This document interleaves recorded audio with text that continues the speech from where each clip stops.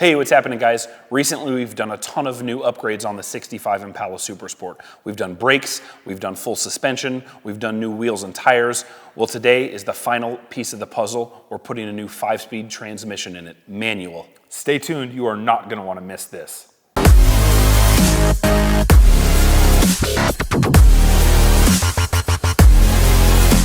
So just to recap, a couple of the things that we've recently done in some more detail. I did Baer brakes, right? We did 15-inch rotors in the front on the Extreme Plus kit and 14-inch rotors on the rear with the Pro Plus kit. Also for wheels and tires, I've got the Forge Line wheels with 19-inch diameter in the front, 19 by 9s, and in the rear, 19 by 10.5. The rear tires, 285, I think 35 19s, yeah. And the fronts are 245. And these are the Forge Line OE1 wheels. Correct. Fantastic wheel from Forge Line. It looks insane on all of these classic Chevrolet cars like this. Yep, exactly. And then for suspension, this is Ridetech's full kit. This is coilovers, front and rear. It's got sway bars. It's basically all new underpinnings of the car. So the transmission that we're going to be doing is the final piece of the puzzle. Really excited for this 5-speed transmission. I did a ton of research figuring out which way I wanted to go. Decided, because I had a 4L80E in this before, did a lot of research, and I've actually got a video that kind of talks through my reasoning for picking the TKX as opposed to, say, a 6-speed Magnum or anything else.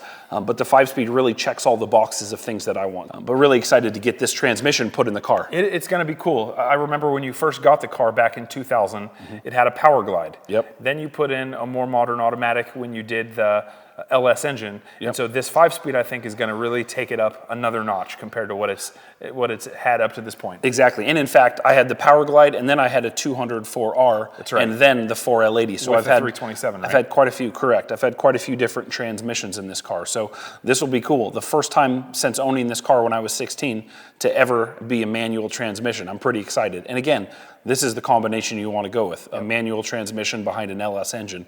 I'm excited to see what this is like. Gonna be awesome. Let's do it. Let's get after it. All right, first thing, get the car in the air, start to disassemble stuff. Pull the driveline, pull the bell housing bolts, pull the cross member bolts. Obviously support that so the transmission doesn't fall on you. Get everything undone so that you can get that old transmission out of there and get ready for the new one.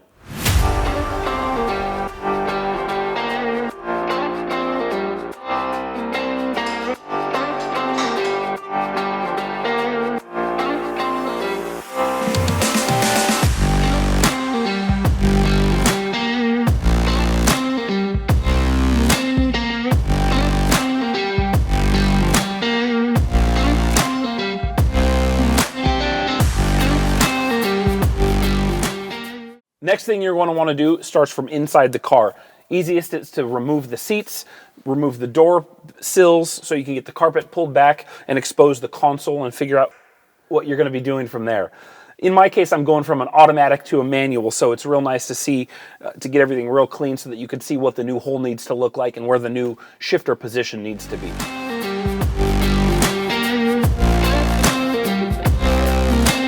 We are removing the seats so I can peel back the carpet. And everything is going swimmingly, including me inside the shirt because it's so hot and I'm sweating.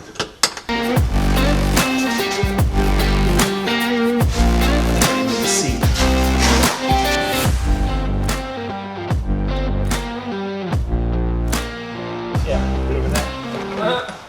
That shit's probably mine from high school. Those pennies? Yep. No way, those are mine. I remember leaving those there. Oh, yeah. The next thing that you're going to want to figure out is the shifter location and position so that you can get a hole cut in your floorboards.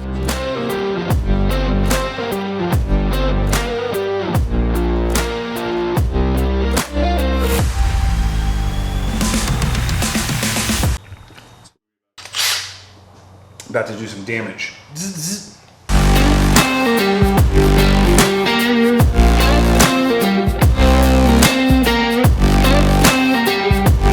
OSHA doesn't require that I have safety glasses on now, do they? No, they're not here, so. Okay, good. Turn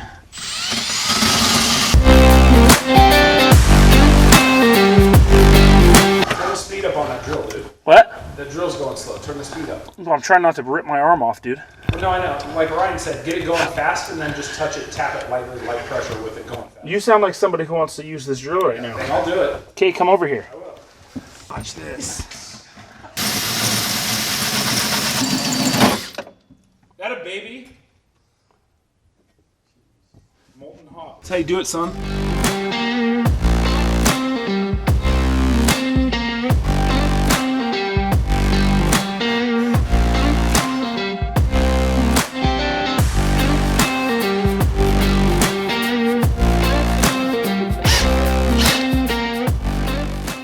One of the great things about the TKX, and one of the big reasons that I chose that transmission, is its size. It didn't require a lot of modifications on the actual floorboards or the trans tunnel.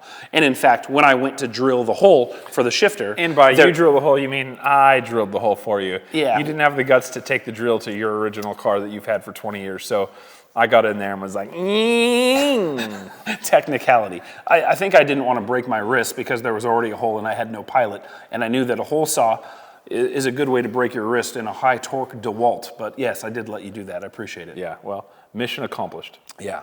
Anyway, the hole is in the car in the perfect spot. I must have marked it if it ended up being in the right spot.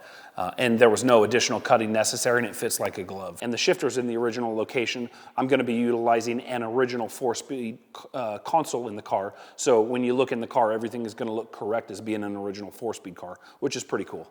One thing you're going to really want to be aware of is when you're getting the transmission mocked up, you're going to want to be sure to mock up the bell housing so that you can get the dial indicator out there to figure out the runoff. And that's basically just making sure that the transmission is in perfect alignment with the crankshaft.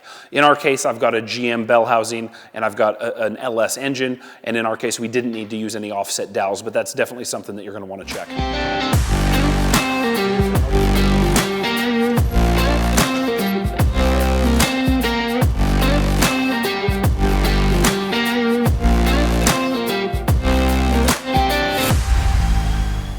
In my setup, I chose a Tilton 4000 throwout bearing. That's a hydraulic throwout bearing that doesn't use any of the mechanical clunch linkage.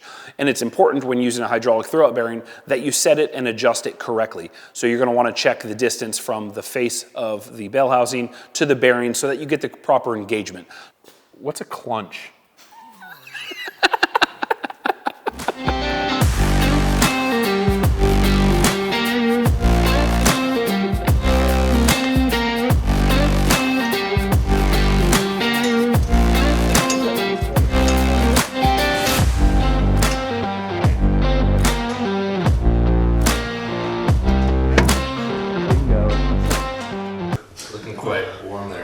I'm toasty. Yeah, thank you. We've been working hard, as you can see. The very last thing on the car, once the transmission is in, is figuring out what your drive shaft needs to be. In my case, I need a little bit longer drive shaft, so I'm going to have to go get one made. And I've, in this case, done all new suspension stuff, so it's the perfect time to validate your pinion angle. I've got a great video that talks about and describes how I set up the pinion angle on this car previously, so definitely take a look at that if you've got questions on how to set up a pinion angle for a coil-sprung car. Once the driveline is in, it's time to bleed the clutch and get ready to take this thing for a spin. Let's go. Let's do it.